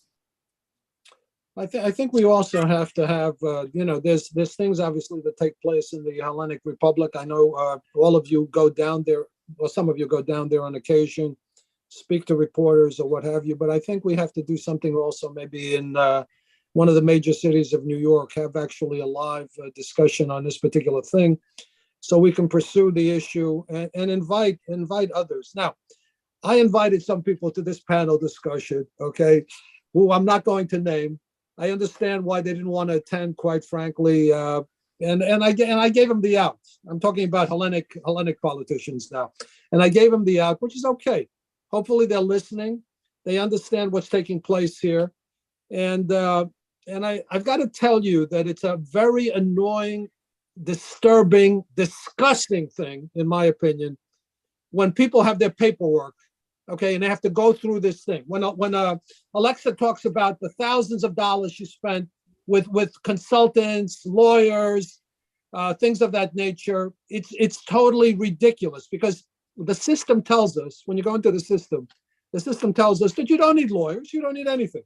You just plug in your paperwork, etc., and everything is great.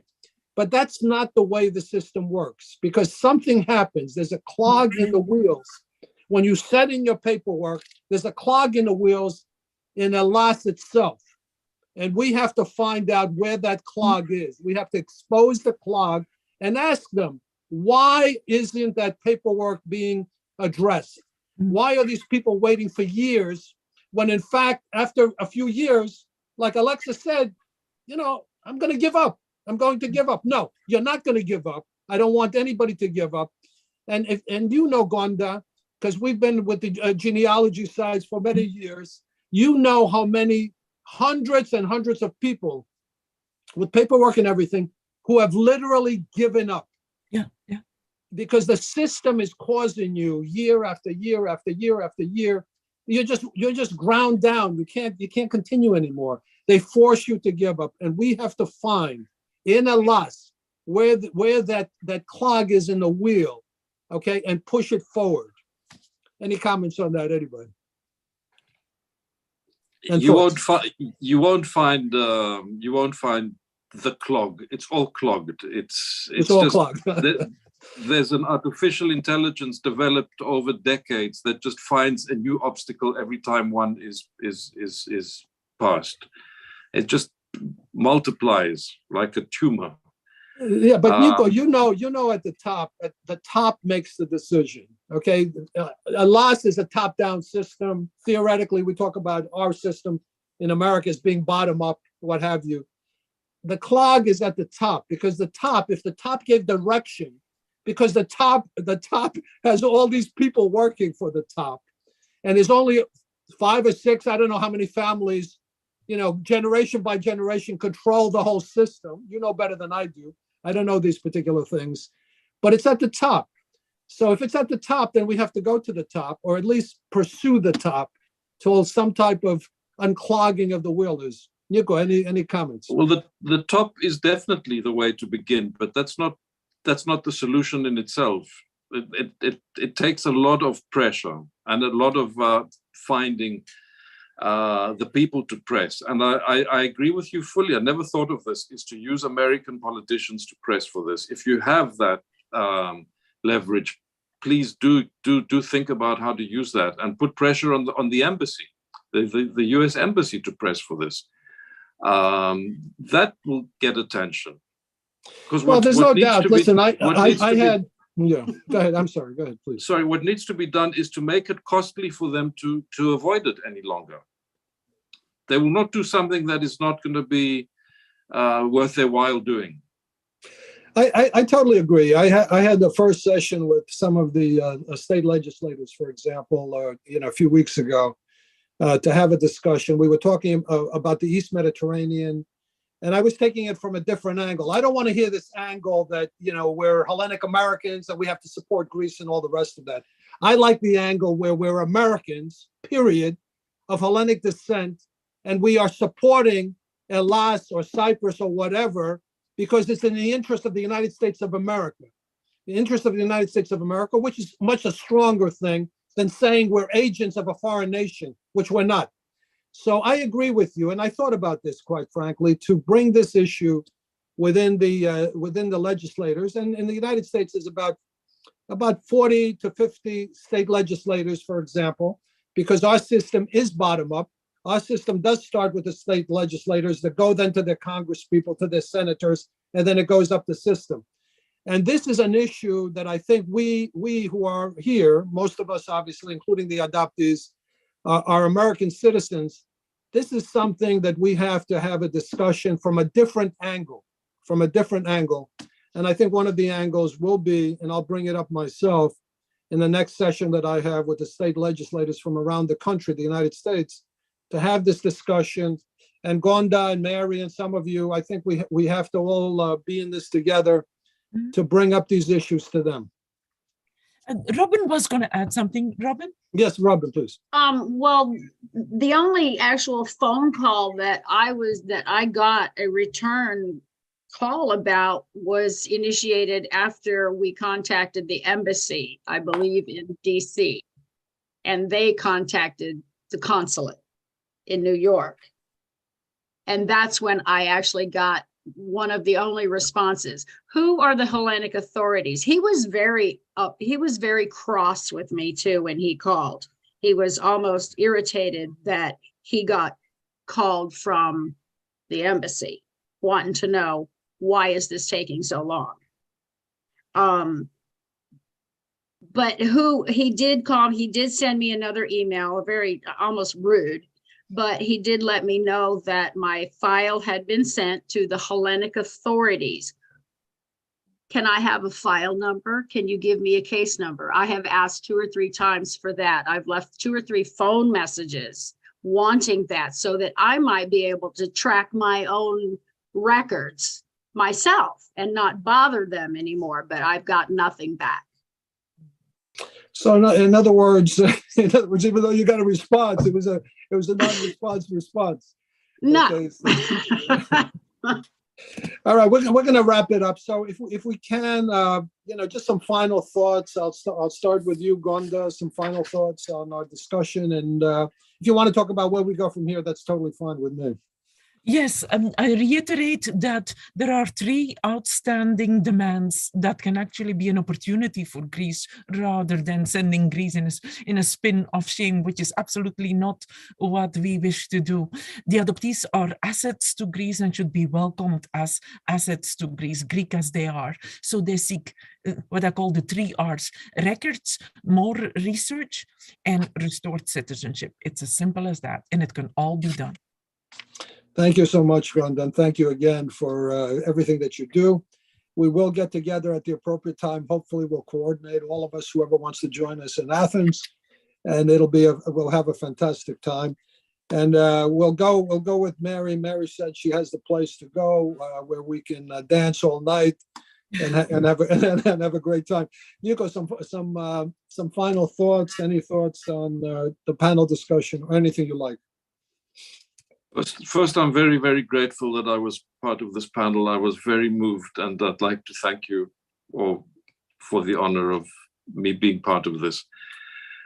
I agree fully with Gonda. Gonda is the leader in this, and I'm in awe of what she has done. So if I come across as a little bit more pushy, I think that's because I'm frustrated after 40 years of studying this phenomenon here.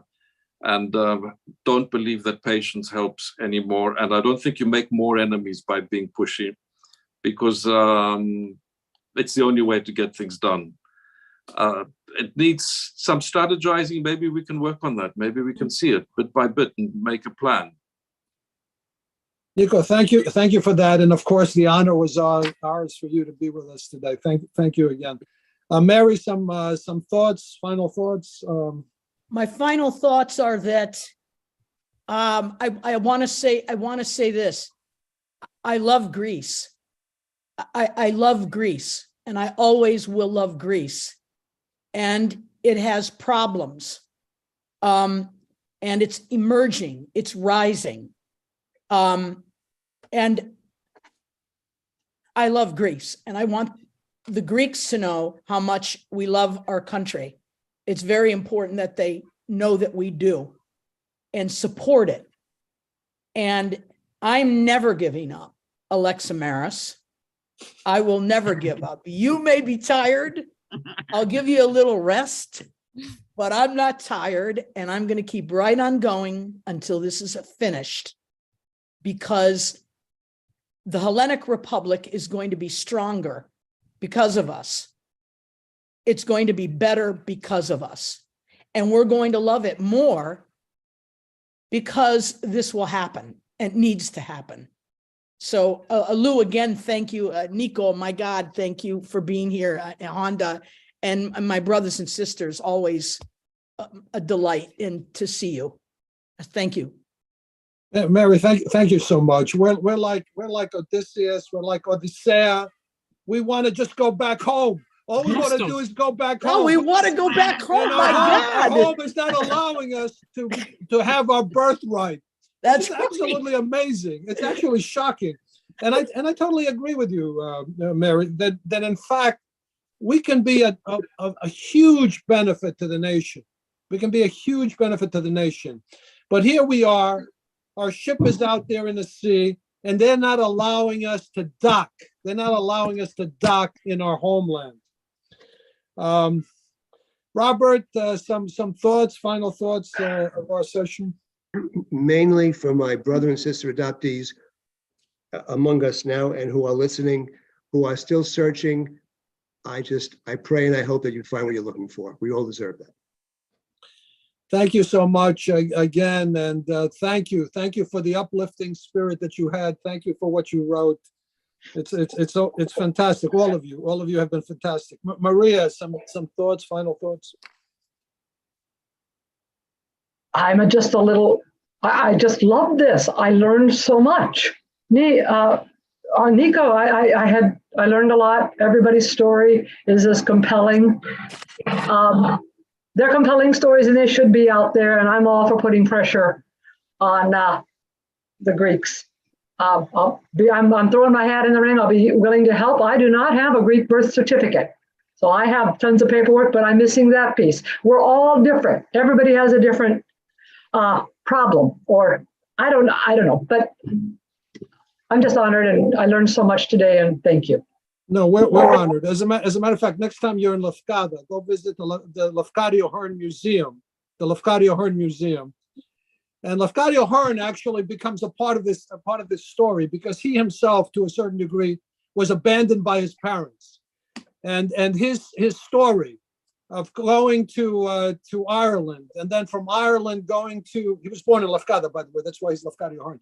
going to Ireland, and then going to the US into New York with $14, then going into Cincinnati and becoming famous, a famous writer, famous newspaper person, then going to Louisiana and writing the cookbooks and all the rest of that type of stuff, and then ending up in Japan, marrying into a samurai family and becoming one of the most famous Japanese writers. Everybody thinks he's Japanese. But anyway, visit the Lafcadio Hearn Museum when you go there. Alexa, do not give up. Some thoughts. You know, I did ask the group if it'd be okay for me to be honest about that. It's always good to be honest. No, it's always good to Yeah. be honest. But I don't want you to give up. I think it is good for people to know that some of us say, I can't bear this anymore. So I'm not going to, if you guys aren't giving up, I'm not going to give up. This was a great pep talk. My final comments are this. Thank you, Lou, and everyone for making this space for us. This is a home too, and I mean that from my heart. So I feel like I'm at home here. We're all kind of working for the same thing, and I'm grateful. I feel a lot of gratitude, and thank you for making a place where we could talk today. Thank you. Thank you so much. Robyn, some thoughts? I'm very pleased. I am surprised and amazed at how, listening to all of you, some of the things that we actually do have in common, even though our lives were differently growing up. I am so grateful to Gonda and Mary for putting up with my questions, saying, I don't think I can do this, but I really enjoyed being here, and I am honored to have had the opportunity to speak on this discussion. I've watched my nieces and nephews' kids grow up via social media, and I want to go home. I love Greece, just like Mary. I love it so much. When I'm there, I get a feeling of peace in my heart. And I can't say that I've honestly felt that for many years here in this country. But thank you, Lou, for inviting me, and thank you everybody for just being here for all of us. Okay, I love you all. No, we love you too, Robyn. And for those who want to see Robyn, she's at the University of Connecticut, UConn. They have a fantastic Sparta museum. Awesome. Which is fantastic, and they have an amphitheater, which is the most amazing amphitheater in the United States of America, quite frankly. So you should all visit it, and certainly visit her. For the audience, I'd like you to join us on April the 2nd for another panel discussion we're going to have, this time on Hellenic folk dances, traditional folk dances, and it'll be a little bit different. I think this panel was fantastic. I want to thank you all. For this panel. We're not going to give up. We're not going to stop. We're going to continue pursuing our birthrights. And of course, Gonda, Mary, everyone, we're certainly going to continue the panel discussions on this particular topic. As it changes, as it becomes more fluid, we'll figure out different angles to get to where we want to get. It's an unfinished story until we finish it. As you would say, Gonda, we're going to finish it. Thank you all to the audience. Thank you again to the panelists. Thanks again. Thank you. Thank you. Bye. Bye, everyone. Thank you. Bye, Thank you. everyone. Thank you. Bye, everyone. Bye.